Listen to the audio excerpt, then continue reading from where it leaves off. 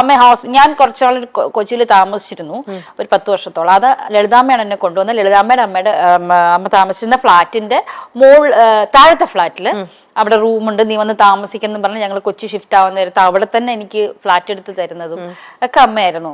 അപ്പോൾ എന്തെങ്കിലും ഒരു ആവശ്യം വന്നാലും സിദ്ധു എപ്പോഴും കാണില്ല. സിദ്ധു എന്തെങ്കിലുമൊക്കെ ഷൂട്ടിന്റെ തിരക്കൊക്കെ ആണെങ്കിൽ ഞാനായിരുന്നു അമ്മയെ കൊണ്ടുവരുന്നത്. പർച്ചേസ് ചെയ്യാൻ ഷോപ്പിങ്ങിന് പോകുന്നത് ഞങ്ങൾ ഒരുമിച്ചായിരുന്നു. ഹോസ്പിറ്റലിൽ കൊണ്ടുവരുന്നത് ഞാനായിരുന്നു.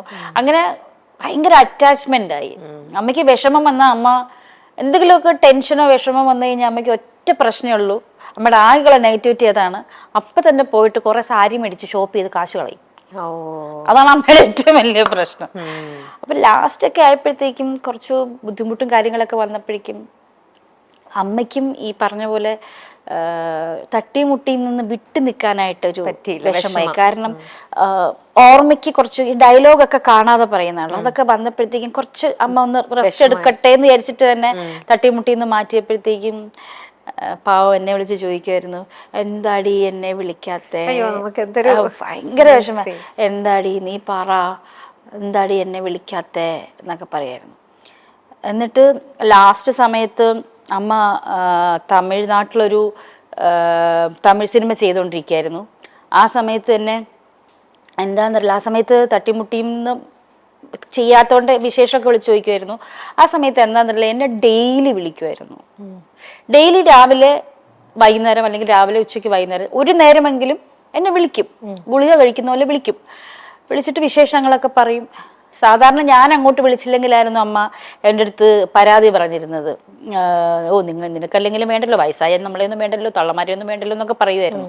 അമ്മ ഹോസ്പിറ്റലിൽ കുറച്ച് സീരിയസ് ആയിട്ടായി, ആരും കേറ്റില്ല, അങ്ങനെ ഒരു അവസ്ഥ. ഞാൻ വിളിച്ചു ചോദിച്ചു, ശ്രീകുട്ടിയെ വിളിച്ചു ചോദിച്ചു, പറഞ്ഞില്ല ചേച്ചി ആരും കേറ്റുന്നില്ല, ഞങ്ങളെപ്പോലും കേറ്റുന്നില്ല. അപ്പൊ എനിക്കൊന്ന് കാണാൻ പോലും എനിക്ക് അമ്മയെ പറ്റിയില്ല. അതെനിക്ക് ഭയങ്കര വിഷമമായി. അത് കഴിഞ്ഞ് ഹോസ്പിറ്റലിൽ നിന്ന് വീട്ടിൽ വന്ന് കുറച്ച് നാൾ കിടന്നല്ലോ, അന്ന് ഞാൻ പോയി കണ്ടു. പക്ഷെ ആ കണ്ടത്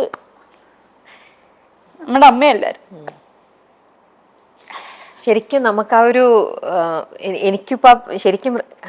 എനിക്കും തന്നെ വിഷമം വരുന്നു. അത് റിലേറ്റ് ചെയ്യാൻ പറ്റുന്നുണ്ട് കറക്റ്റ് ആയിട്ട്. ഞാൻ ആദ്യം വിളിക്കുമ്പോൾ സിദ്ധു പറഞ്ഞു, ചേച്ചി അത് വേണോ?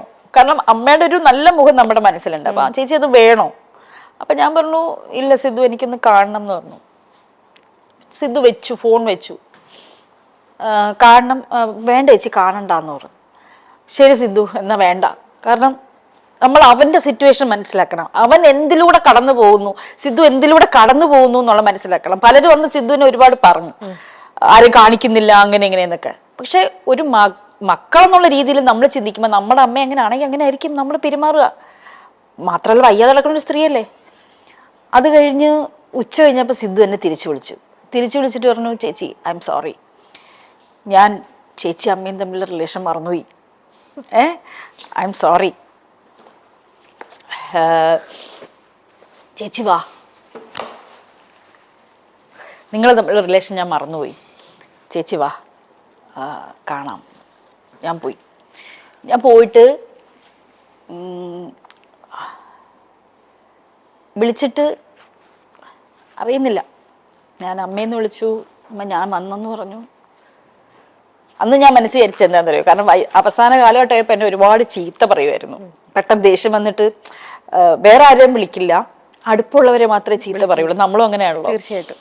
അപ്പൊ എൻ്റെ അടുത്ത് ഞാൻ മനസ്സിലിങ്ങനെ വിളിച്ചിട്ട് ഞാൻ മനസ്സിൽ പ്രാർത്ഥിച്ചതാണ്, ദൈവമേ 2 ചീത്ത പറയാനെങ്കിലും അമ്മ ഒന്ന് വാ തുറന്നിരുന്നെങ്കിൽ എന്ന് വിചാരിച്ചു.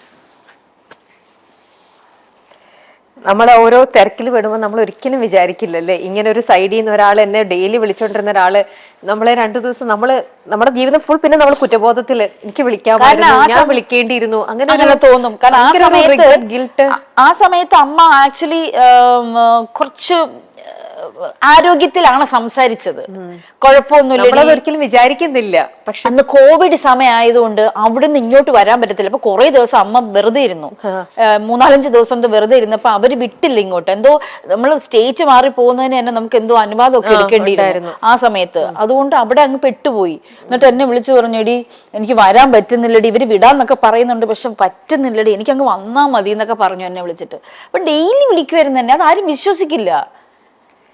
ആ സമയത്ത് അമ്മയുടെ കോൾ ലിസ്റ്റ് എടുത്ത് നോക്കിയാൽ കാണാൻ എന്നെ ഡെയിലി വിളിക്കും. നമുക്കറിയാം, കാരണം ചേച്ചിയും ലളിതാമ്മയും തമ്മിൽ നിങ്ങളുടെ ആ തട്ടിമുട്ടിയിൽ നിങ്ങളുടെ ആ ഒരു ബോണ്ടിങ് നമുക്ക് എല്ലാവർക്കും മനസ്സിലാക്കാവുന്നതേ ഉള്ളൂ.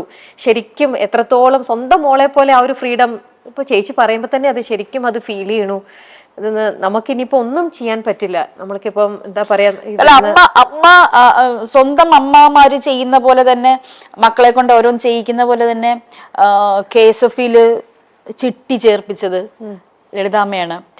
Health insurance എടുപ്പിച്ചത് ലളിതാമ്മയാണ്. എനിക്കൊന്നും ഉണ്ടായിരുന്നില്ല.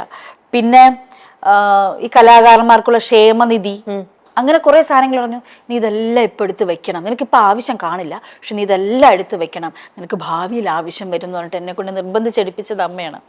ഒരു വീട് വാങ്ങിച്ച് എല്ലാം നമ്മളെ കൊണ്ട്, കാരണം ഒരുപാട് എക്സ്പീരിയൻസ് ഉള്ളൊരു ആളാണ്. KPSC ലളിതയെക്കുറിച്ച് എന്നും കണ്ണു നിറയാതെ മഞ്ജു പിള്ളയ്ക്ക് പറയാൻ പറ്റില്ല. പരമ്പരയ്ക്ക് ശേഷം തങ്ങൾ രണ്ടുപേരും വളരെയധികം അടുത്തു എന്നാണ് മഞ്ജു പിള്ള പറയുന്നത്. അമ്മ എന്നെ വളരെയധികം സ്വാധീനിച്ചിട്ടുണ്ട്. KSF-ൽ ചിട്ടിയെടുക്കുന്നതും ഇൻഷുറൻസ് എടുക്കുന്നതും വീട് വാങ്ങുന്നതും എല്ലാം അമ്മ പറഞ്ഞിട്ടാണ്. തട്ടിയും മുട്ടിയും പരമ്പരയിൽ അഭിനയിച്ചു കൊണ്ടിരിക്കവേ ശാരീരിക അവശതകൾ കാരണം അമ്മയെ കുറച്ചുനാൾ ഒഴിവാക്കി നിർത്തിയിരുന്നു. അമ്മയ്ക്ക് വയ്യായിരുന്നു. ആ സമയത്ത് അമ്മ എന്നെ ഫോൺ ചെയ്ത് ചോദിച്ച ചോദ്യമുണ്ട്, എന്താടി അവരെന്നെ വിളിക്കാത്തതെന്ന് ചോദിച്ച്. അത് പറയാനാകുന്നില്ല, അത്രയ്ക്ക് വിഷമമുണ്ടെന്നാണ് മഞ്ജു പിള്ള പറയുന്നത്. ഇതേക്കുറിച്ച് KPSC ലളിതയുടെ മകൻ സിദ്ധാർത്ഥ് ഭരതനും സംസാരിച്ചു. ഒരു സെറ്റിൽ നിന്നും അടുത്ത സെറ്റിലേക്ക് പോകുന്ന ശീലമായിരുന്നു. കോവിഡ് വന്നപ്പോൾ ഇതെല്ലാം തെറ്റി. ലോക്ക്ഡൌണിൽ മാനസികമായി തളർന്നു. കുറച്ചുനാൾ കഴിഞ്ഞാൽ ശരിയാകുമെന്ന് ഞാൻ പറഞ്ഞു. ഇല്ലടാ, നിനക്കറിയില്ല, ഒരു ആർട്ടിസ്റ്റ് ഇരുന്നു പോയാൽ ഇരുന്നു പോയതാണെന്നാണ് അമ്മ പറഞ്ഞതെന്നും സിദ്ധാർത്ഥ് ഓർത്തു. അതുപോലെ തന്നെ നമ്മുടെ മലയാള സിനിമയ്ക്ക് എന്താ പറയാ, നമ്മുടെ മലയാള സിനിമയിൽ ഇന്നലെ ചേച്ചിക്ക് അറിയാമായിരിക്കും, കലാഭവൻ മണിച്ചേട്ടന്റെ 8ാമത്തെ ഡെത്ത് ആനിവേഴ്സറി ആയിരുന്നു ഇന്നലെ. ഇത് പറയുന്ന പോലെ മലയാള സിനിമ ഇഷ്ടപ്പെട്ട എല്ലാവരും കണ്ടുകൊണ്ടിരുന്ന, നമ്മുടെ ലളിതാമ്മേനെ ഇഷ്ടപ്പെട്ട പോലെ തന്നെ എല്ലാവർക്കും ഇഷ്ടമായിരുന്നു മണിച്ചേട്ടനെ. പെട്ടെന്ന് മണിച്ചേട്ടന്റെ ആ ഒരു ഇത് ആർക്കും അങ്ങനെ ആക്സെപ്റ്റ് ചെയ്യാൻ പറ്റിയില്ല. എല്ലാവരും വേദനിപ്പിച്ച ഒരു കാര്യമാണ്. നമുക്ക് ചേച്ചി തന്നെ നമ്മുടെ നേരത്തെ ഒരു ഇന്റർവ്യൂവിൽ മണിച്ചേട്ടനുമായിട്ടുള്ള ഒരു അനുഭവത്തെക്കുറിച്ച്, അല്ലെങ്കിൽ നിങ്ങൾ ചെയ്ത ആ ഒരു എക്സ്പീരിയൻസിനെ കുറിച്ച് ചേച്ചി പറഞ്ഞൊരു ബൈറ്റ് ഉണ്ട്. നമുക്ക് അതൊന്ന് കണ്ടിട്ട് നമുക്ക് അതിലേക്ക് വരാം. കലാഭവൻ മണിച്ചേട്ടനുമായിട്ട് അഭിനയിക്കുന്ന സമയത്ത് എന്താ ഭയങ്കര തമാശയും ബഹളവും കാര്യങ്ങളും, ഭക്ഷണവും എല്ലായിടത്തുനിന്നും ഭക്ഷണം വാങ്ങിക്കും, അങ്ങനെയൊക്കെ. നിങ്ങളുടെ ആ ഒരു സീൻ മറ്റേ പാറയിൽ ചേച്ചി അലക്കിക്കൊണ്ടിരിക്കുമ്പോ പാറയുടെ കളറും നിന്റെ കളറും ഒരുപോലെയാന്ന് പറയില്ലേ മറ്റേ സിനിമയില്, ആ ഒരു ഡയലോഗ് ഭയങ്കര രസമായിരുന്നു. അതിന് വലിയ കുറച്ച് കഴിഞ്ഞപ്പോ ഞാൻ സിനിമയൊക്കെ അഭിനയം നിർത്തിയല്ലോ, അപ്പൊ പിന്നെ കോണ്ടാക്ട്സ് ഒന്നും ഇല്ലാതെ പോയി. ചേച്ചിക്ക് അന്നത്തെ ആ ഒരു ന്യൂസ് എങ്ങനെയായിരുന്നു? ചേച്ചി എത്രത്തോളം? അല്ല, അതെല്ലാം നമുക്ക് നമ്മുടെ പ്രിയപ്പെട്ട, എനിക്ക് എൻ്റെ അടുപ്പുള്ള ആൾക്കാരാണ് പോയത് എല്ലാവരും. കൽപ്പന ചേച്ചി, എത്ര പേരാ, സുബി, ഇവരൊക്കെ എനിക്ക് അടുപ്പുള്ളവരാ. ഇതൊക്കെ പ്രതീക്ഷിക്കാതെ പോയവരാ. എനിക്ക് പറ്റുന്നുണ്ടായിരുന്നില്ല കൽപ്പന ചേച്ചിയുടെ. മണിച്ചേട്ടൻ്റെ അതുപോലെ തന്നെ നമ്മൾ ഒരു ഞെട്ടലായിരുന്നു ശരിക്കും. അയ്യോ, കാരണം മണിച്ചേട്ടനുമായിട്ട് ഞാൻ കുറേ നാളായിട്ട് എനിക്ക് കോണ്ടാക്ട്സ് ഇല്ല, കുറേ നാളുകളായിട്ട് കോണ്ടാക്ട്സ് ഇല്ല. കാരണം ഞാൻ സിനിമയിൽ നിന്നൊക്കെ അഭിനയം നിർത്തി പോന്നു, പിന്നെ പിന്നെ കോണ്ടാക്ട് ചെയ്തേണ്ടി വന്നിട്ടില്ല, കോണ്ടാക്ട്സ് ഇല്ല. പക്ഷെ എനിക്ക് ലളിതാമ്മ, കൽപ്പന ചേച്ചി, സുബി കണക്റ്റഡ് ആണ്. എന്ത് ഡെയിലി അല്ലെങ്കിൽ ഒരു ആഴ്ചയിൽ 1-2 പ്രാവശ്യമൊക്കെ വിളിക്കുന്ന ആൾക്കാരാണ്. അപ്പൊ ഏറ്റവും കൂടുതൽ എനിക്ക് വിഷമം തോന്നി എപ്പോഴും മണിച്ചേട്ടൻ പോയപ്പോ ഞങ്ങൾക്കൊരു ഞെട്ടലായിരുന്നു. അയ്യോ പോയോ എന്നുള്ള. പക്ഷെ ബാക്കിയുള്ള മരണങ്ങളൊന്നും നമുക്ക് അക്സെപ്റ്റ് ചെയ്യാൻ പറ്റാത്തതായിരുന്നു.